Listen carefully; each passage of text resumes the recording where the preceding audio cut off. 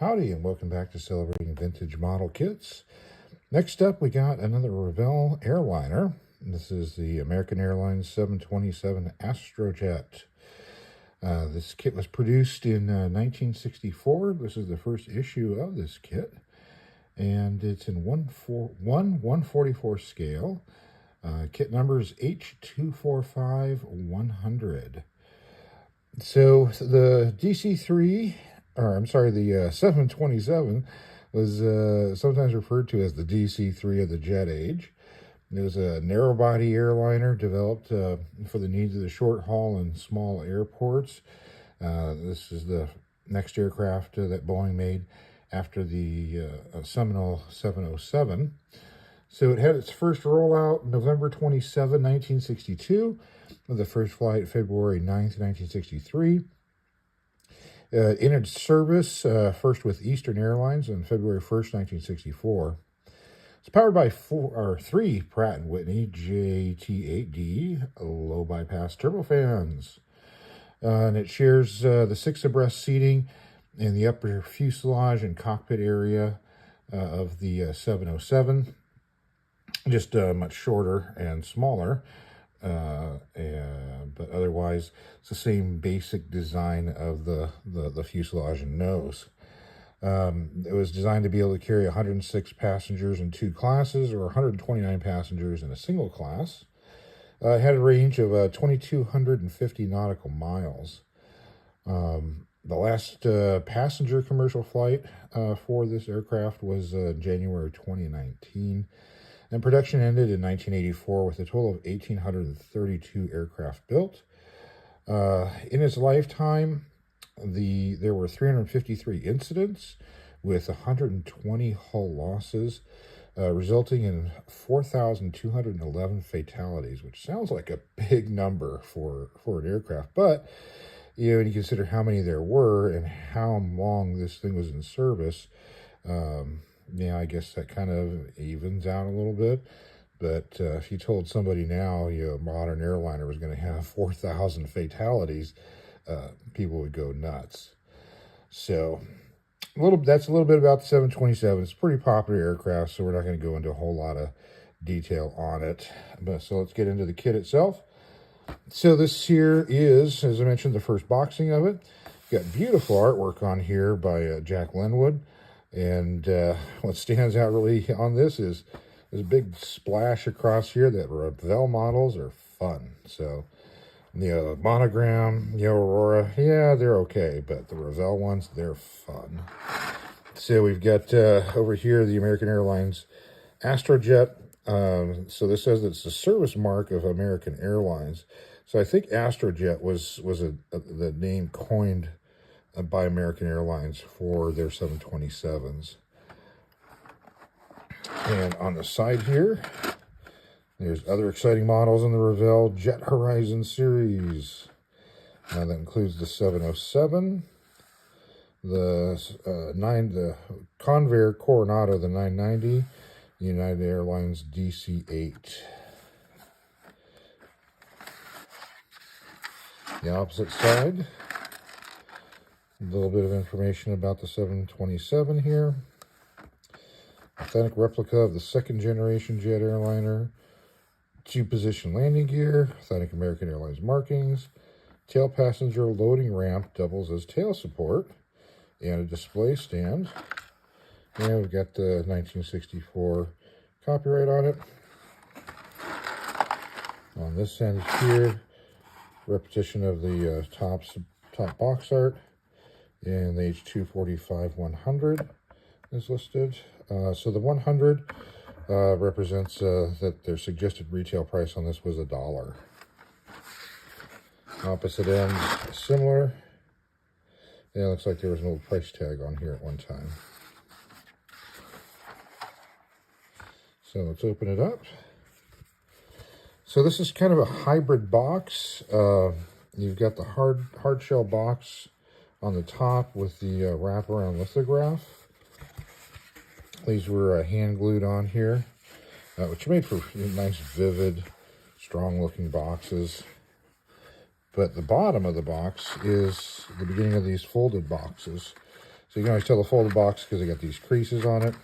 One of the quick ways to tell some of the repros or the later issues of these, like when they started making some repops of these early kits in the 90s, and especially when you're looking online to buy these, the key giveaway for the reproduction ones or the later produced ones are is if you see the dotted lines, like what you see here on the top, because these modern issues of these kits, even though they're using the exact same artwork, in some cases they even have the old copyright dates still on them. You know, the dead giveaway that it's not one of the old kits is that it's got those dotted lines down the side. That means that the top is not a lithographed top box, it's a folded top box of modern production. So just a hot little tip for you. So as you can see, the bottom doesn't quite hold up as nicely, and we've got our instructions. So we've got a fairly extensive bit of information here on the 727. Again, the Astrojet being trademarked to American Airlines, copyright 64. And here they're actually mentioning on here that it's 1/144 scale, which I don't think is actually anywhere on the outside of the box. Yeah, nowhere does it. Oh, wait, yeah, it does say it right there. So, not like today's kits where it's pretty dominant. You know, everyone was kind of used to box scale at this point still. So, let's hold this open and take a look here. We start out with some assembly hints. Telling you about call-outs for colors with these little flags. So you start with the fuselage, putting that together. Fairly simple. Wings, interesting way of putting these wings together. You got the flap tracks were separate pieces. Then we've got the assembly of the podded engines on the side of the fuselage. So you do, unlike some of these other earlier kits where these are just basic straight tubes, you can see right through them. They're actually giving you the fan blades on the front, the exhaust on the tail of it. Here's your landing gear. There's actually some attempt at making it look like something realistic other than just, some sticks with wheels stuck on the side. And then final assembly is putting all these little bits and pieces on the bottom, including what they mentioned, the rear loading ramp. So, for those younger viewers, airliners, back in the day, you actually used to walk out on the ramp and, go up these little stairs to get into the aircraft. The 727 was unique in that they had built-in stairs out the back. So you'd actually walk underneath the tail of the aircraft and go up the stairs to get inside it. Incidentally, this is how D.B. Cooper bailed out of the airliner that he was, quote, sort of hijacking for ransom. He lowered the rear ramp on the 727 and then right out the back. And then here's the layout of where the decals go in the 3 view. So not a lot to this kit, but appears to be a little bit more detailed than what was being done before. So here's the decals for the American Airlines, still with the blue and orange, with this nice kind of lightning bolt sheet line. The Astrojet, and tail number of N1974. So that was an actual aircraft. N1974 was the 4th 727 accepted by American Airlines. It was built in 1964. It was a 727-23. The -23 was Boeing's code for American Airlines. When they came out with the stretch body version of it, that one was designated as the -200, and then they retroactively went back and named the first version the -100, but they didn't revise the coding for the original orders. So once the 100 came out, and any new orders that came after that were then coded, 100 something, 128, 148, but the 727-23 remained, American Airlines order number for the short fuselage one. So this particular one was built in 1964. Constructor number was 18430. It was built on 2/25 of 64, and it was the 31st 727 off the production line from Boeing. So it was registered with American Airlines on April 14th, 64, and flew with them for quite a while. Then it ended up with Aero Costa Rica in April 1st of 1996. And it flew with them for, looks like, about 10 years. And the last sale and ownership shows it going to an individual in Fort Lauderdale, Florida on June 2nd, 2006. I did not see anything about it being struck off, destroyed or scrapped. It appears that it may still be in Florida. So I was able to find some images of this aircraft. The American Airlines ones are unfortunately not in these markings, the first markings. So shortly after the 727 came out, then they changed the whole American Airlines logo and look. So the images I have of the American Airlines ones are in the later version. And then there's a few pictures of Aero Costa Rica. So we'll take a look at those here.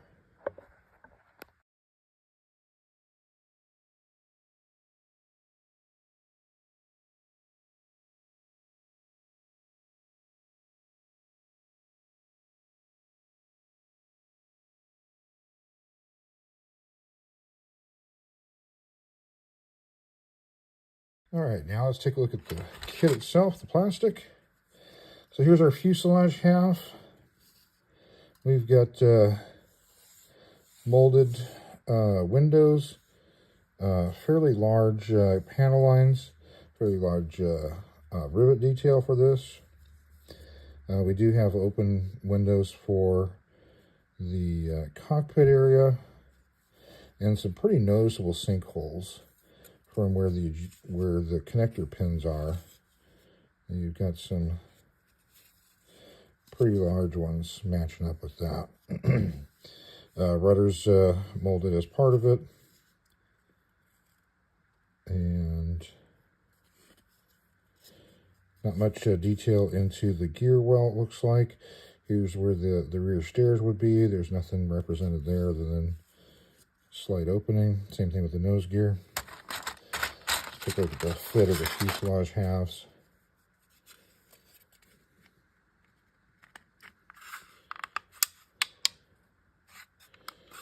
So not too bad. Looks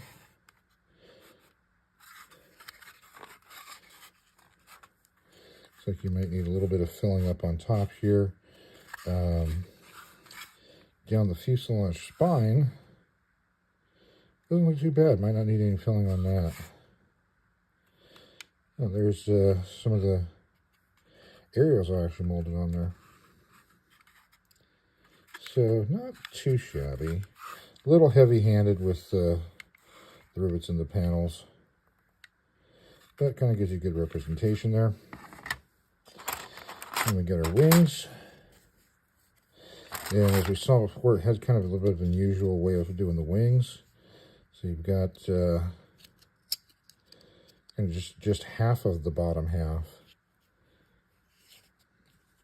So you got this large seam running down there. And a little bit of flash on the outside edge. And again, similar, for kind of heavy-handed rivets and panel lining. Now this is kind of unusual. So we've got where this line goes across here, seems to have kind of created the, yeah, there is. There's a dip right in there. So, and kind of a few little dips all along here. So it's not the best molding on there, but yeah, they got all the ailerons and flaps, and I guess these were like little spoilers that would pop up.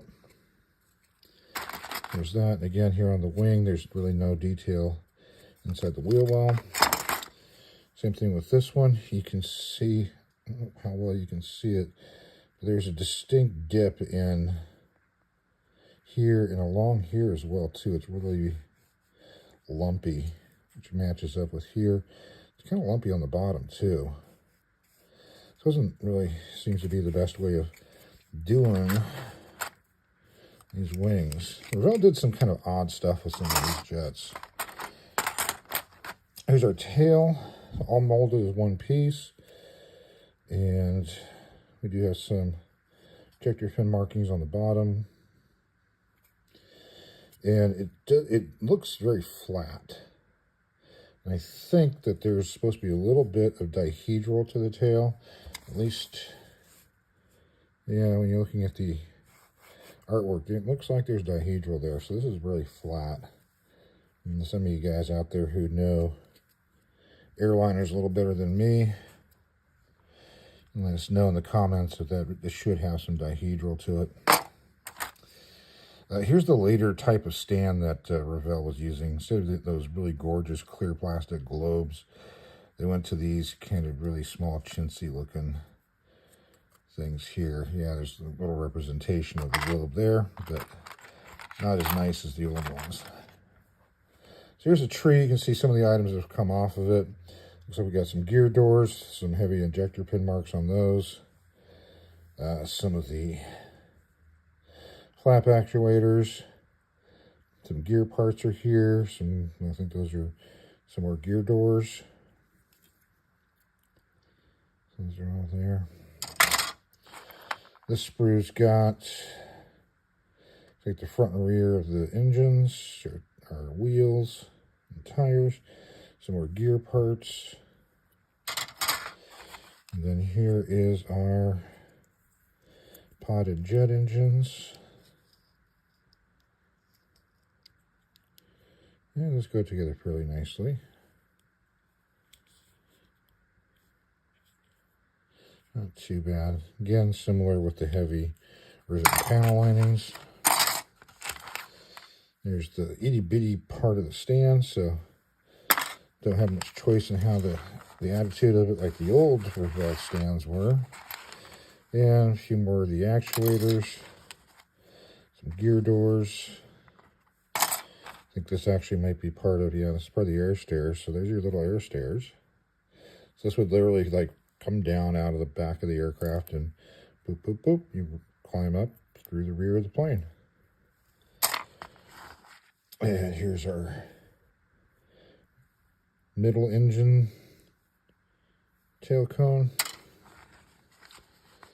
Some more wheels. And finally, our nose cone. There you go. So that's the kit. This was a mainstay for Revell and all their various subsidiaries and licensees around the world. They popped out a bunch of these kits and various different markings, but this was the very first one. So, just give you a quick rundown of what else they produced, or who else produced it, I should say. So, quite a number of Revell ones after this. American Airlines were done in Lufthansa markings. 64, the 70s, 81, 82. In 90, they did one in Iberia airline markings. And then in 2016, they did one in Germania airline markings. Revell in Colombia, which is Revell Kiko. They did... no, I'm sorry, that's not Revell Kiko. Revell Kiko is Brazil. So Revell Colombia did one in Avianca markings. That was in 71. Revell Japan did a few. 65 Japan Airlines. 68 All Nippon Airways. 68, they also did a Pan Am one. Interesting, coming out of Revell Japan, that they would do a Pan Am. And then in 69, another All Nippon. Revell Great Britain did in 64 Lufthansa as well. Revell Kiko, which is the Brazil. 67 did this American Airlines one. And then 74, an airline called Cruzeiro.